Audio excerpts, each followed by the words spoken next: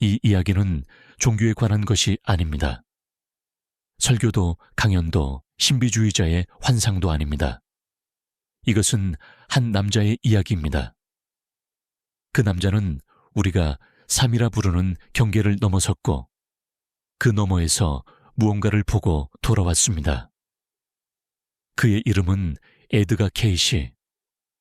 그는 우리가 밤의 고요 속에서 외부 세계가 사라지고 단 하나의 질문만이 남을 때 그 다음은 무엇일까? 라고 속삭이는 그 순간을 실제로 마주한 사람입니다. 에드가 케이시는 흔히 말하는 신비주의자가 아니었습니다.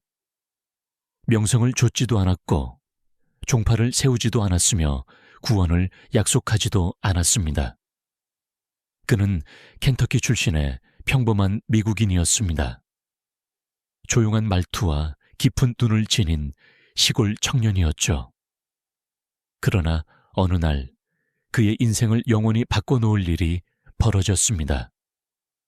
그는 그것을 수면 상태에 들어간다고 표현했지만 그 상태에서 벌어진 일은 단순한 잠 이상의 것이었습니다. 그는 실제로 자신의 몸을 떠났다고 말했습니다. 환상도 명상도 아닌 실제로. 그의 몸은 누워 있었지만 의식은 떠나 있었습니다. 그는 말했습니다. 처음엔 울림이 들려요. 그 다음엔 빛. 그리고 모든 것이 사라지죠. 내 몸이 느껴지지 않아요. 시간도 들리지 않아요. 나는 그냥 존재해요. 그리고 그 다음은 더욱 놀라운 일이었습니다. 그는 눈으로 보지 않았지만 삶 속에서 그 어느 때보다도 선명하게 보았다고 했습니다. 그가 본 것은 이랬습니다. 영혼은 고통 없이, 두려움 없이 아주 부드럽게 몸을 떠나요. 마치 무거운 외투를 벗는 느낌이죠. 처음엔 낯설지만 곧 가벼워져요. 그는 자신의 몸이 누워있는 모습을 위에서 내려다보았고 사람들이 옆에서 무언가를 묻고 있는 모습을 보았습니다. 그리고 장면은 완전히 바뀌었죠. 천장도 바닥도 벽도 없는 공간에 있었습니다. 그는 그것을 빛의 구체라고 불렀습니다. 그곳엔 소리가 없었지만 모든 것을 알 수 있었습니다. 말이 아닌 즉각적인 이해로 다가오는 생각들, 그 빛 속엔 다른 존재들도 있었습니다. 의식들, 영혼들. 그는 그들이 누군지는 몰랐지만 그들이 자신을 알아보는 걸 느꼈고 자신도 그들을 기억하는 것 같았습니다. 그는 말합니다. 거기엔 말이 없어요. 감정이 있고 기억이 있어요. 그는 영혼이 일종의 회고를 겪는 장면을 보았습니다. 심판도 벌도 아닌 회상. 마치 필름처럼 지나가는데 그 필름 속에서 당신은 자신뿐 아니라 당신이 말 한마디 행동, 하나 침묵 하나로 영향을 준 모든 사람의 감정까지 함께 느끼게 됩니다. 그리고 그제서야 당신은 내가 정말 누구였는지 이해하게 됩니다. 이것은 단지 시작일 뿐입니다.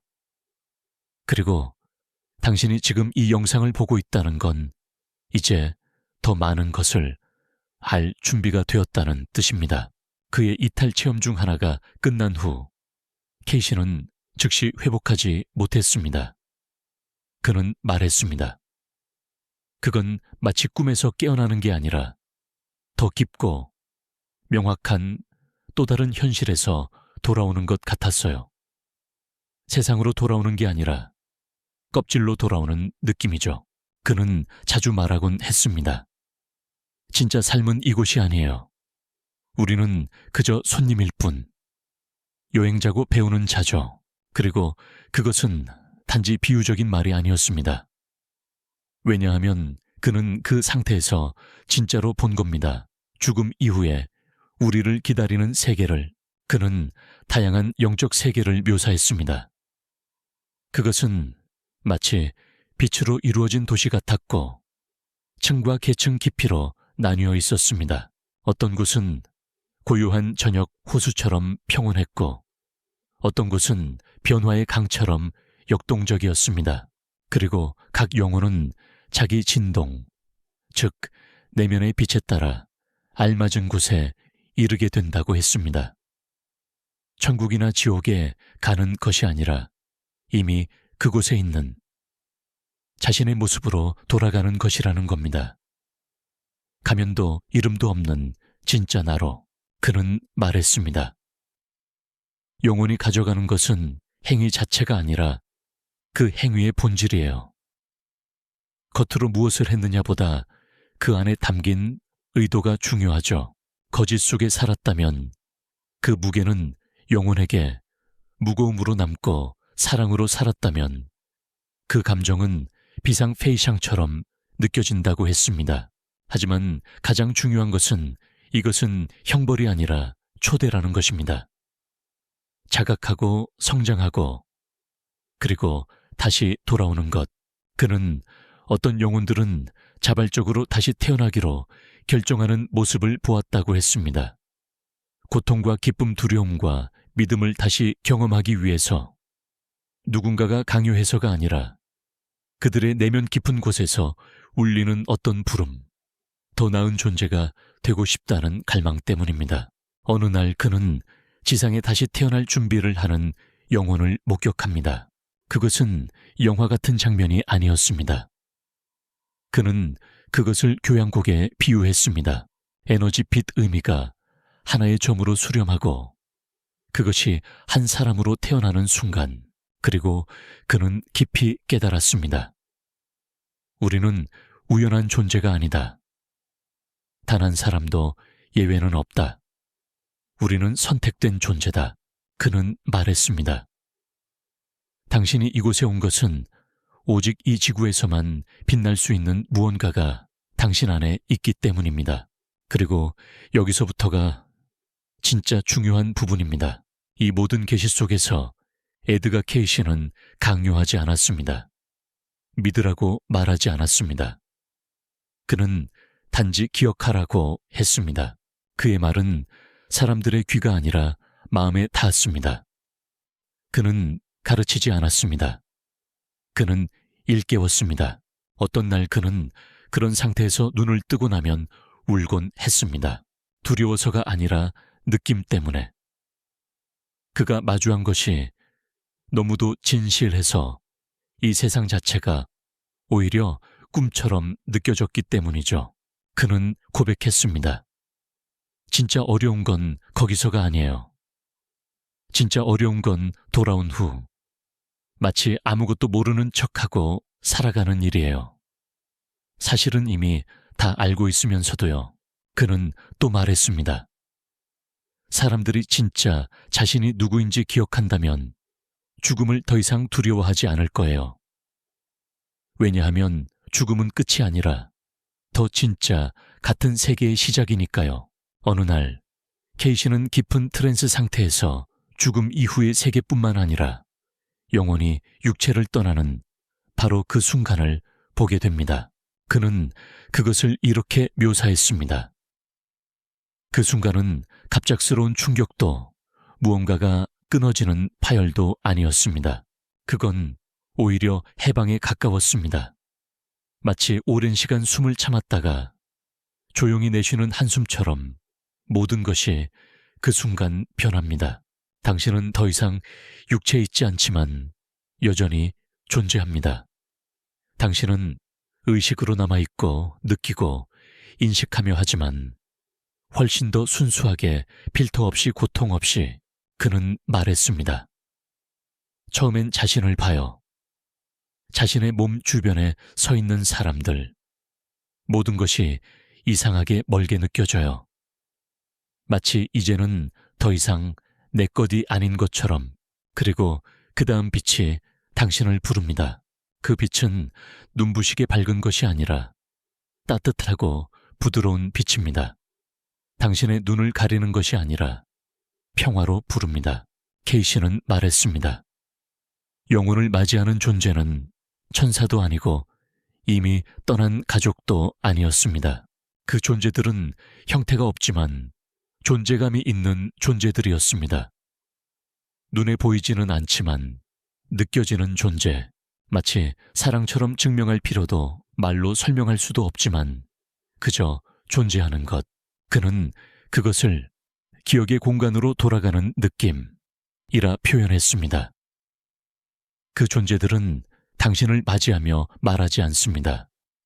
그저 보여줍니다. 당신의 삶 전체를 손바닥 위에 올려진 것처럼. 하지만 그것은 사건 중심이 아닙니다.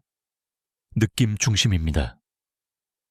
당신이 어떤 말을 했을 때, 어떤 행동을 했을 때, 다른 사람들이 무엇을 느꼈는지 그 감정이 고스란히 돌아옵니다. 그리고 만약 당신이 누군가를 상처 줬다면 그 고통을 느끼게 됩니다. 벌로서가 아니라 깨달음으로써, 아, 이게 그 사람이 느꼈던 감정이었구나 라고 말할 수밖에 없는 진실의 순간이죠. 그리고 당신이 누군가를 사랑했다면 그 사랑은 훨씬 더 강하게 순수하게 돌아옵니다. 왜곡되지 않은 채로 그는 말했습니다. 그곳엔 신이 당신에게 넌 누구였니? 하고 묻는 게 아니에요. 당신이 스스로에게 대답하는 자리죠. 두려움도 핑계도 없이 나는 진짜 내가 되고자 했던 사람이 되었는가? 케이시는 말했습니다. 어떤 영혼들은 그 다음 단계로 가는 것을 거부한다고. 그들은 두려워했고 이 세상과 아직 얽힌 감정, 사랑하는 사람들, 마무리하지 못한 일들에 집착한 채 떠나지 못하고 남아 있었습니다. 그런 영혼들이 머무는 곳, 그는 그것을 회색빛 공간기라 불렀습니다. 거기엔 공포는 없지만 그렇다고 평화도 없습니다. 그 공간은 마치 문 없는 복도 같다고 했습니다. 그곳에 머무는 시간은 당신이 결정합니다. 더 나아가기로 결심하거나 혹은 다시 돌아오기로 결심할 때까지. 하지만 그 다음에 케이시가 본 것은 그 어떤 이야기보다도 놀라운 것이었습니다. 그는 영혼이 도달하는 또 다른 세계들을 묘사합니다. 그것은 장소라기보다는 의식의 상태 진동의 차이에 가까운 세계입니다. 거기에는 빛의 도시와 같은 고요한 영역, 그리고 변화가 넘실 때는 흐름의 공간이 존재했습니다. 그는 말했습니다. 영혼이 가는 곳은 지금까지 축적한 빛, 즉 의도의 순수함에 따라 달라져요. 지위나 재산이 아닙니다. 고통 속에서도 사랑할 수 있는 능력, 그것이 기준이에요. 그는 덧붙였습니다. 그곳에서 상승하는 것은 어디론가 올라간다는 의미가 아니라 자신이 누구였는지를 기억해내는 과정입니다. 그리고 기억하는 그 순간, 당신은 그것이 됩니다. 이 부분을 말할 때 케이시의 목소리는 항상 조용해졌습니다. 마치 입 밖에 내선 안 될 진실을 속삭이듯 전하는 사람처럼 말이죠. 하지만 그는 결국 말했습니다. 그 모든 단계를 넘어선 그 너머엔 침묵이 있어요. 하지만 그 침묵은 비어있지 않아요. 그건 마치 우주의 숨결 같아요. 형태도 이름도 없고 내가 누구였는지조차 기억나지 않는 공간. 오직 본질만 존재하는 곳. 영혼의 원래 빛으로 되돌아가는 곳. 그는 말했습니다. 말로는 도저히 표현할 수 없어요. 그건 모든 것의 근원으로 돌아가는 느낌이에요. 신과 내가 따로인 것이 아니라 완전히 하나가 되는 공간이에요. 하지만 그곳에 이르기 위해서는 먼저 놓아야 한다고 했습니다. 죽음 이후에도 우리는 여전히 분노 욕망, 자기 이미지에 매달리고 있다는 겁니다. 이 모든 집착은 영혼이 떠오르지 못하게 만드는 추의 무게가 됩니다. 그는 말했습니다. 어떤 영혼들은 자신을 용서하지 못해서, 어떤 영혼들은 세상을 용서하지 못해서 또 어떤 영혼들은 자신이 잊혀질까 두려워서 길을 잃고 헤맸습니다. 그리고 그때 도움의 존재들이 다가옵니다. 구세주처럼 등장하는 것이 아니라 그저 기억을 일깨워주는 존재들. 당신은 생각보다 훨씬 더 크고 당신은 결코 혼자가 아니다. 라는 메시지를 조용히 전하는 이들입니다. 케이시는 말했습니다. 영혼들은 때때로 미래의 환생을 보여주기도 했다고요. 하지만 그것은 형벌로서가 아니라 기회로서 주어졌습니다. 그리고 그 모습은 한꺼번에 펼쳐지는 것이 아니라 그 영혼이 받아들일 준비가 된 만큼만 조금씩 보여진다고 했습니다. 그리하여 그 지식과 함께 영혼은 선택을 합니다. 돌아갈 것인가 머물 것인가. 그런데 놀랍게도 많은 영혼들이 다시 돌아가기를 원했습니다. 그토록 고통스러웠던 세상으로. 그 이유는 단 하나, 죽음을 넘어서 그들은 삶이 고통이 아니라는 것. 삶은 사랑하고 성장하고 기억하기 위한 기회라는 것을 갑자기 기억해냈기 때문입니다. 그는 말했습니다. 영혼은 고통을 겪기 위해 돌아오는 게 아니에요. 영혼은 자신이 되기 위해 돌아옵니다. 그는 영혼들이 다음 생을 계획하는 모습도 보았습니다. 그들은 자신의 부모 태어날 나라 시대, 그리고 마주하게 될 고난과 상처들까지 스스로 선택합니다. 왜냐하면 그들은 희생자가 아니라 설계자였기 때문입니다. 그들은 자기 자신에 대한 믿음으로 그 선택을 합니다. 그리고 이 사실이 에드가 케이시가 남긴 가장 위대한 계시였습니다. 우리는 우연이 아니다. 우리의 고통도 만남도, 이 삶의 모든 사건은 우리가 가져온 것들, 우리가 마주하고 싶었던 것들, 우리가 기억하려고 선택한 것들이라는 것입니다. 그는 말했습니다. 우리는 의미를 찾아 헤매는 몸이 아니에요. 우리는 의미 자체가 몸을 입고 온 존재입니다. 때때로 그는 마치 모든 것을 말할 수는 없는 듯 수수께끼처럼 말하곤 했습니다. 하지만 그 말들 속에는 사람의 마음을 울리는 진실의 떨림이 있었습니다. 예를 들면 이런 말들. 진실은 죽음 이후에 있는 것이 아니라 당신이 살아있는 지금 무엇을 하느냐에 있다. 죽음이란 건 없어요. 단지 방을 옮기는 것뿐이죠. 가장 어려운 건 죽는 게 아니에요. 가장 어려운 건 자기 자신으로 사는 것이에요. 그의 이야기를 듣다 보면 그가 본 세계는 단순한 사후 세계가 아니라 영혼의 지도처럼 느껴집니다. 길이 있고 갈림길이 있고 자신을 잇는 장소가 있고 마침내 자신을 기억해내는 공간이 있는 그런 지도. 그는 말했습니다. 영혼에게 있어 가장 큰 고통은 육체의 상실이 아니라 자신의 본성을 잊는 것입니다. 그는 덧붙였습니다. 사람들은 마치 꿈을 꾸듯 살아요. 왜냐하면 깨어났을 때 무엇을 보게 될까 두렵기 때문이죠. 하지만 깨어나는 것, 그것이 바로 환생의 진짜 목적입니다. 그는 어느 트랜스 상태에서 지금도 듣는 이들의 등골을 서늘하게 만드는 장면을 묘사했습니다. 막 몸을 떠난 한 영혼이 존재나 신 같은 형상 앞에 선 것이 아니라 의식의 장창, 일종의 절대적인 자각의 공간 앞에 서 있는 모습을 본 것입니다. 거기에는 심판자도 얼굴도 없었습니다. 오직 자기 자신.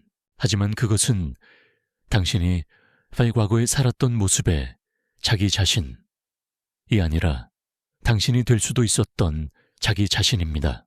그리고 그 둘 사이엔 거리가 있었습니다. 삶에서 느꼈던 모든 고통, 두려움, 외로움은 사실 그 진짜 자아로부터 멀어진 거리에서 비롯된 것이었습니다. 그는 말했습니다. 영혼은 모든 것을 한꺼번에 봅니다. 모든 행동, 모든 생각을요. 하지만 진짜 중요한 건 무엇을 했느냐가 아니라 그것이 어디에서 비롯되었는가예요. 두려움에서 나왔는가? 혹은 사랑에서 나왔는가? 그는 이렇게 요약했습니다. 저 너머의 세계는 거울입니다. 그곳은 단 하나의 질문만을 묻습니다. 당신은 열린 마음으로 살았는가? 많은 사람들이 K씨를 예언자라고 불렀지만 그는 단호하게 부정했습니다. 나는 예언자가 아닙니다. 단지 조금 더 기억할 뿐. 그래서 그걸 나눌 의무가 있을 뿐이에요. 그는 종교에도 교리에도 집단에도 관심이 없었습니다. 그는 단지 이렇게 말했습니다. 당신이 어둠 속에 있다 해도 빛이 되어라. 그가 남긴 기록 중에는 특별한 한 사례가 있습니다. 갑작스럽게 남편을 잃고 절망에 빠진 한 여성이 그를 찾아온 적이 있었죠. K씨는 조용히 눈을 감고 트랜스에 들어갔고 잠시 후 이렇게 말했습니다. 그는 떠난 게 아니에요. 지금도 당신 곁에 있어요. 당신을 지켜보고 있어요. 그리고 말합니다. 너무 슬퍼하지 마. 삶으로부터 숨지 마. 나는 죽은 게 아니야. 나는 단지 조금 먼저 앞서갔을 뿐이야. 세션이 끝난 후 그 여성은 눈물을 흘렸습니다. 하지만 그 눈물은 슬픔의 눈물이 아니라 자신의 마음이 들렸다는 것, 말로 설명할 수 없는 어떤 큰 존재가 함께 있다는 것을 온몸으로 느낀 데서 오는 눈물이었습니다. K씨는 말했습니다. 영혼은 결코 길을 잃지 않습니다. 비록 두려움 속에서 죽었다 해도, 혼란 속에 빠져 있었다 해도 빛은 반드시 그 불꽃을 찾아냅니다. 왜냐하면 모든 인간은 우연이 아니라 어떤 오래된 기도의 응답으로 이 세상에 온 존재이기 때문입니다. K씨는 또한 이른바 예전의 복도 트랜지션 코리도에 대해서도 이야기했습니다. 그곳은 삶과 삶 사이 영혼이 정화되고 자신이 이해하지 못했던 것들을 놓아버리는 곳입니다. 그리고 거기서 영혼은 결정합니다. 계속 나아갈 것인가? 혹은 다시 돌아올 것인가? 하지만 이 결정은 형벌이 아니라 신뢰입니다. 우주가 당신을 심판하지는 않습니다. 우주는 제안하고 영혼은 동의합니다. 왜냐하면 그 영혼은 느끼기 때문이죠. 아직 나는 끝나지 않았다. 아직 여정은 계속되어야 한다는 것을 K씨가 남긴 마지막 트랜스 중 하나에서 그는 이렇게 말했습니다. 나는 한 영혼이 빛으로 돌아가는 모습을 보았어요.